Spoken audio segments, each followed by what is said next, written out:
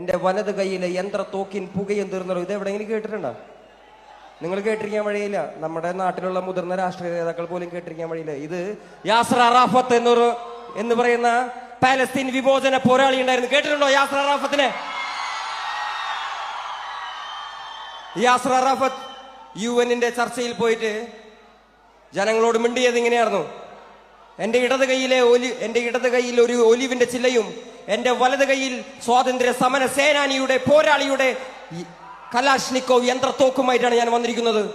എൻ്റെ ഇടത് കൈയിൽ നിന്നും ഈ ഒലിവിന്റെ ചില്ല വീണു പോകാതെ നിങ്ങൾ നോക്കണേ. എൻ്റെ ഇടത് കൈയിൽ നിന്നും ഈ ഒലിവിന്റെ ചില്ല വീണു പോകാതെ നിങ്ങൾ നോക്കണേ. എൻ്റെ ഇടത് കൈയിൽ നിന്നും ഈ ഒലിവിന്റെ ചില്ല വീണു പോകാതെ നിങ്ങൾ നോക്കണേ. ഹേമന്തേ,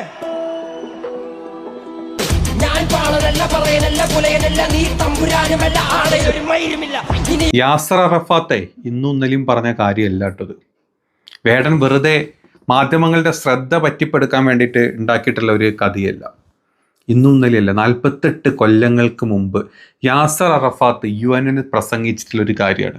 എൻ്റെ ഒരു കയ്യിൽ ഒലിവിൻ്റെ ലീഫ് ഇലകളുണ്ട്, ഒരു കയ്യിൽ തോക്കുണ്ട്, അതിൽ ഒലിവിൻ്റെ ഇലകൾ എൻ്റെ കയ്യിൽ നിന്ന് വീഴാണ്ട് നോക്കണേ എന്ന് 1974 74 പറഞ്ഞിട്ടുള്ള കാര്യമാണ്. 48 കൊല്ലങ്ങൾക്ക്. അതായത് യാസർ അറഫാത്ത് ആരാന്ന് ഇപ്പോൾ പലർക്കും അറിയില്ല. നമ്മളെ ജെൻസി അല്ലെങ്കിൽ ന്യൂ ജെൻ പിള്ളേർക്കൊന്നും യാസർ അറഫാത്ത് ആരെന്ന് ഒരിക്കലും അറിയാൻ പോകുന്നില്ല. നമ്മൾ ഇന്ന് കാണുന്ന വെറും ഗാസ മാത്രമല്ലായിരുന്നില്ല പലസ്തീൻ. പലസ്തീൻ നമ്മുടെ വലിയൊരു രാജ്യം ഉണ്ടായിരുന്നു. 1948 49 കാലം മുതൽ അവിടെ ഇസ്രായേൽ പിടിച്ചടക്കാൻ വേണ്ടിയിട്ട് യുദ്ധങ്ങൾ സ്റ്റാർട്ട് ചെയ്തു.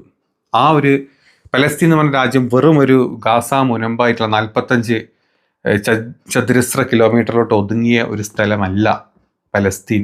അല്ലെങ്കിൽ ഹമാസ് കൈയടക്കി വെച്ചിട്ടുള്ള, ഭീകരർ കൈയടക്കി വെച്ചിട്ടുള്ള ഒരു വെറും ഒരു സ്ഥലമല്ല പലസ്തീൻ എന്ന് പറഞ്ഞിട്ടുള്ളത് നമ്മുടെ നാട്ടിലെ ജൻസികളായിട്ടുള്ള ആർക്കും അറിയില്ല. കൂട്ടത്തിൽ സംഘികളായിട്ടുള്ള സംഘപരിവാർ വാണങ്ങളായിട്ടുള്ള ഒരു ഡാഷുകൾക്കും അറിയില്ല. ആകെ അവർക്ക് അറിയാവുന്നത്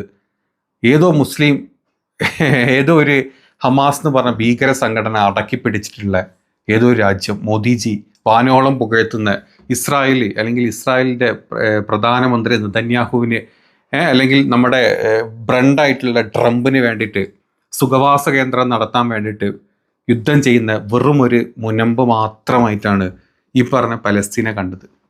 നമ്മൾ ഇന്നും ഇന്നലെയും കണ്ടുവന്നിട്ടുള്ള വേടന് പോലും അതിൻ്റെ സത്യാവസ്ഥ അറിയാം.